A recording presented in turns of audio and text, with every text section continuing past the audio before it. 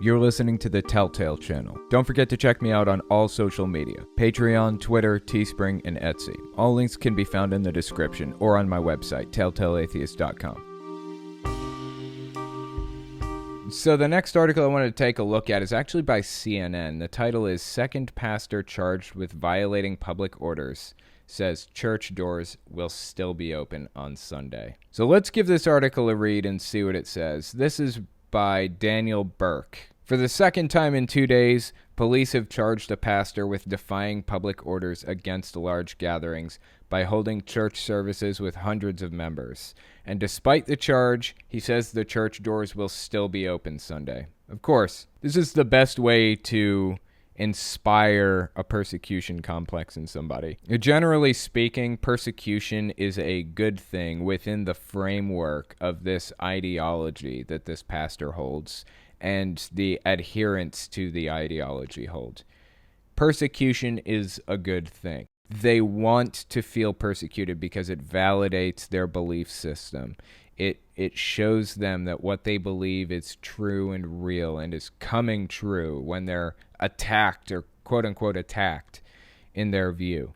So what this pastor is doing is basically setting himself up and his members up to be persecuted, which reinforces their beliefs. There's really no good way to get around this because they tend to set up situations in which they will be persecuted. They still have to follow the law. Bottom line, everybody has to follow the law. Whether persecution inspires you to do more stupid shit or not, you still have to follow the law. And we still have to protect society. So, I don't disagree with the orders laid down by the police and the governor and everything. I think it was the right call for them to do what they did by banning church services and things like that. Let's continue reading the article and see what else it says. On Tuesday, police in suburban Baton Rouge, Louisiana, issued Pastor Tony Spell of Life Tabernacle Church a misdemeanor summons for 6 counts of violating the governor's executive order barring large gatherings. Fantastic. Instead of showing the strength and resilience of our community during this difficult time, Mr. Spell has chosen to embarrass us for his own self-promotion, said Central Police Chief Roger Corcoran Tuesday in a statement. Mr. Spell will have his day in court where he will be held responsible for his reckless and irresponsible decisions that endangered the health of his congregation and our community, Corcoran added. Spell told CNN that opening the church is no more risk than the hundreds of people shopping at stores. When asked why he will not follow the governor's mandate, he said, "We have a mandate from the word of the Lord to assemble together. The First Amendment says that Congress shall make no law prohibiting the exercise of religion." This is an extremely unique situation that we're in right now, where my right to life and liberty and the pursuit of happiness comes before your rights. Full stop. Your right to life comes before my rights to anything else. Full stop. I don't have the right to put your life in danger against your will. And in this very unique situation we find ourselves in, you stepping outside your house is putting my life at risk right now. That's just how this operates.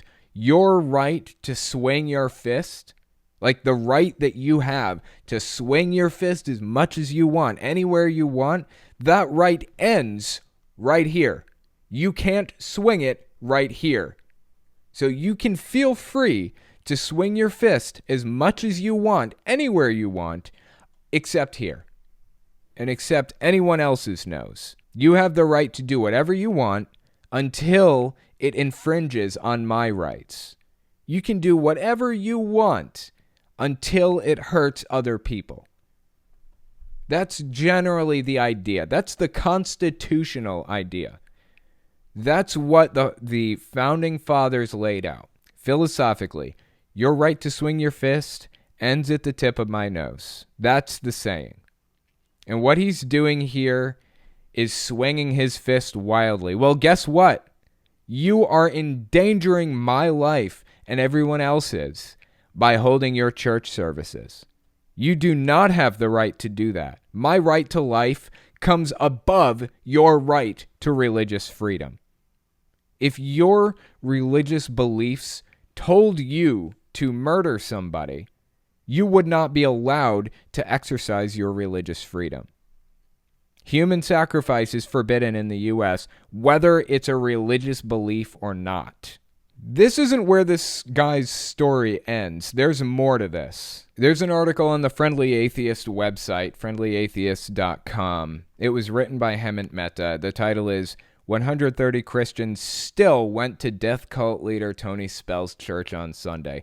And naturally, Death Cult caught my eye when I read that in the title. So let's give this article a read and see what it says. This is about the same guy, Tony Spell. You'd have to be an idiot to attend in-person church services right now, or to go anywhere that's both crowded and not necessary in the midst of a pandemic. You'd have to be a downright moron to attend a church where COVID-19 has already taken the life of one parishioner and infected the pastor's lawyer. And those are only the cases we know about.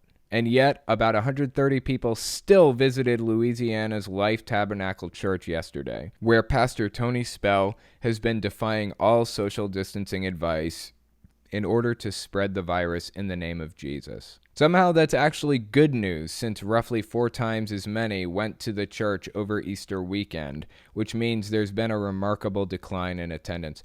That is really good news, that it was only 130, because this mega church is giant.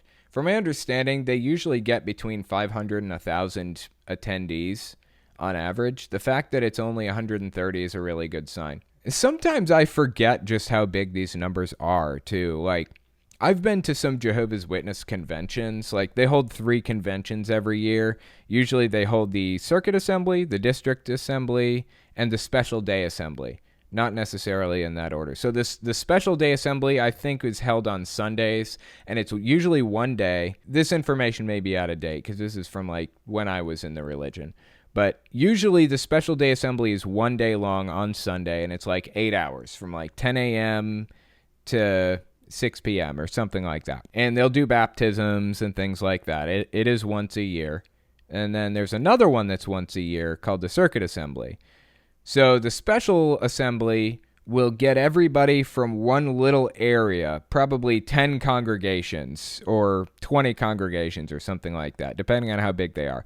And they'll usually have a population of about 500 people, maybe 1,000. The Circuit Assembly will take everybody from a circuit, which is a bigger area. It's more congregations. And they'll usually have between 1,000 and 3,000 people. It's 2 days long, Saturday and Sunday, about 8 hours each day. And they'll do baptisms and things like that also. The third annual convention Jehovah's Witnesses have is called the District Assembly, and it's basically the tri-state area. Every Jehovah's Witness within a tri-state area gets together in a big old arena, and it's usually between 3,000 and 10,000 people, sometimes bigger, sometimes smaller.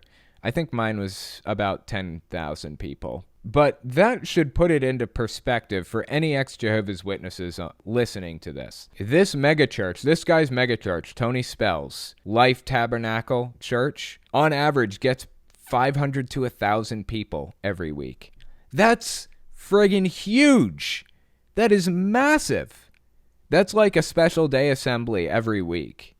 That is nuts. And it was only 130 people this time. That was like the size of my congregation when I was a Jehovah's Witness.